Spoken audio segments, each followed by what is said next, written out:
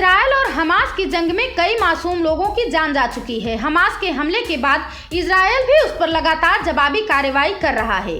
आतंकवादी समूह हमास ने 7 अक्टूबर को गाजा के कब्जे वाले क्षेत्र के साथ इजरायल के शहरों पर हमला करना शुरू किया था और उसके हमले में कई विदेशी लोग भी मारे गए। इस बीच इजरायल में फंसे कई भारतीय भी सुरक्षित रूप से भारत लौट आए हैं और भारतीय दूतावास को इस तत्परता के लिए धन्यवाद दे रहे हैं।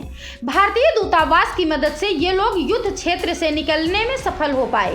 एक तीर्थयात्री जो खुद को मौलवी बताते हैं, उन्होंने एक मलयालम समाचार चैनल को बताया कि हमास के हमले के बीच भारतीय दूतावास के अधिकारियों की त्वरित कार्रवाई के चलते उनकी केरल में समय पर वापसी संभव हो सकी।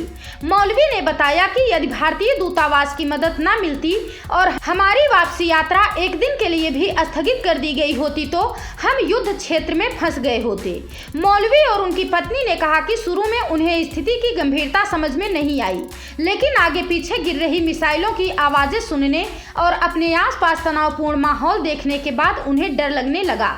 मौलवी ने कहा कि हम अगली सुबह ही अपनी यात्रा फिर से शुरू कर सकें और हमारा समूह ताबा सीमा के माध्यम से मिस्र में प्रवेश कर गया। हमने इजरायल की सीमा पार की तो हमें राहत मिली। केरल के अलुवा के मूल निवासी मौलवी और उनकी पत्नी केरल के 45 सदस्यीय समूह का हिस्सा थे जो तीर्थ यात्रा पर इजरायल गए थे। तीर्थयात्रियों का समूह गुरुवार सुबह ही भारत पहुंचा है। Bureau report, Prayagraj 24x7 news.